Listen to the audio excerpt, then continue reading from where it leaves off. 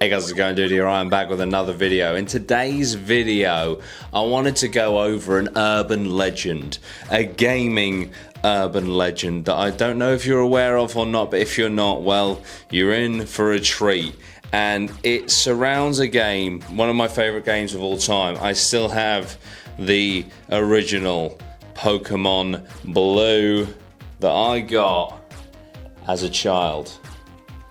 I got this, fucking hell, I don't know how young I was, but with my Game Boy Color, which is in the loft somewhere, and it's all to do with Lavender Town Syndrome. But before I jump into that, I just wanted to discuss Pokemon for a minute. Okay, I want to take this opportunity because, well, Pokemon is something that is very close to my heart. You know, I grew up, like I said, as a kid, playing the games and stuff, and to be honest, I still revisit them most years.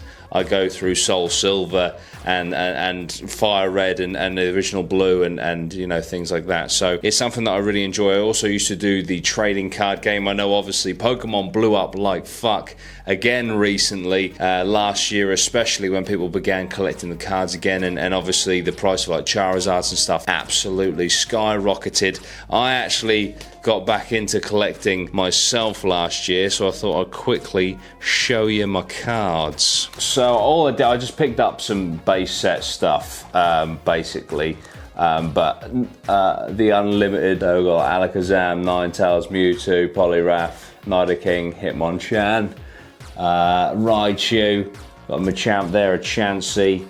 These are all in wonderful condition. Some of these are some newer ones. I really like Sizor, got Victory Bell, another Machamp there. This is a very, very rare Slowking. It's first edition, very good condition. I did see Leonhardt say that the unlimited version was worth $10,000 at PSA 10. Well, this is a first edition and it's probably about a PSA 8 or 9, so you never know. But I've also got the legendary birds there and stuff.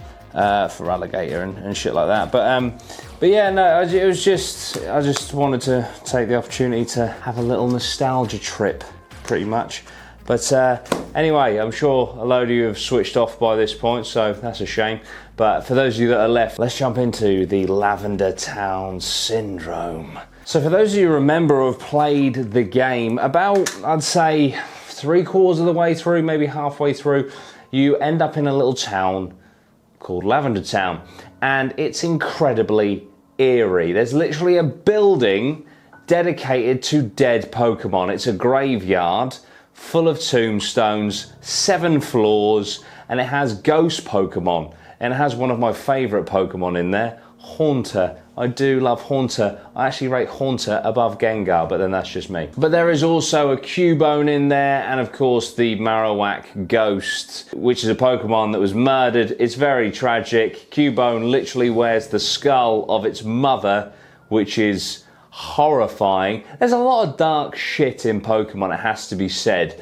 But yeah, Lavender Town, it's very spooky, it's very eerie. The music matches it perfectly, I'd say, to give you that eerie kind of, oh, where am I? This isn't a nice place. I want to get out of here as quickly as possible.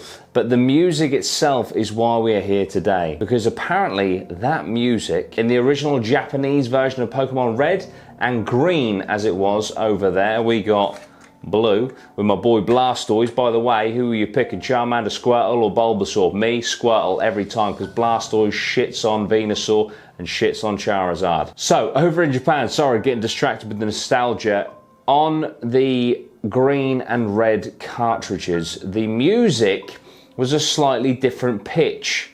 Now, this pitch apparently couldn't be heard by adult ears, but could be heard by children. This is a genuine thing that tells your age. It's all about the audio frequencies and stuff. So that we can definitely confirm. Now, apparently, this caused many Japanese children, this specific Lavender Town tone, this specific song, caused them to commit suicide. Now, of course, this is all rumors and stuff, yeah, and this was never really confirmed.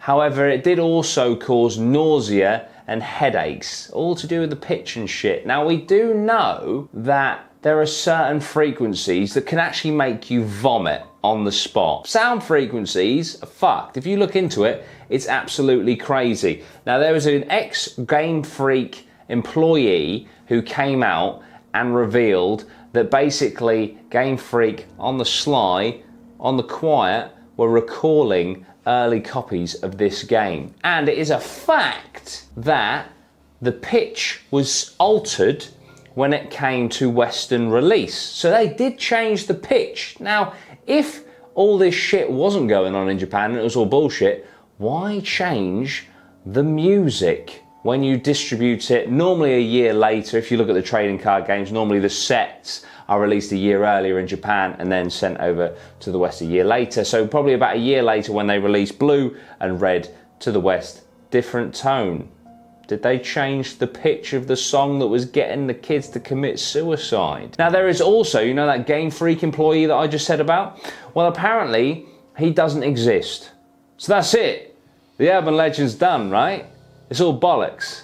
Unless Game Freak and Nintendo, Pokemon, had the dude killed, covered up this whole suicide thing. It's pretty bad PR, isn't it?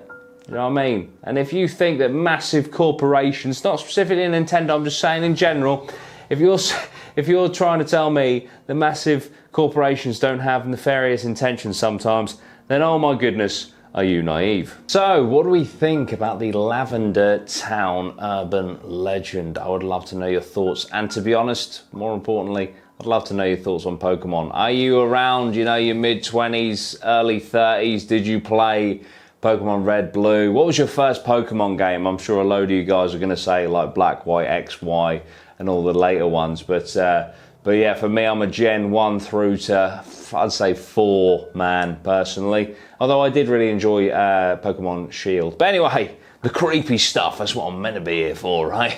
Yeah, what do we think about the urban legends? You want some more urban legends, gaming ones, or just urban legends in general? Let me know, and I will get on that for you. All right, guys? Thank you so much. I really do appreciate it. Thank you for indulging me showing off some of the cards that I bought last year. And yeah, I really appreciate it. I hope that you enjoy the content. If you do, like, share, and subscribe. Check out my podcast, the Allegedly, Possibly, Maybe podcast. Just type in APMA, APMA, and you will find us. Cheers, guys. I'll see you soon. Sweet one, geese.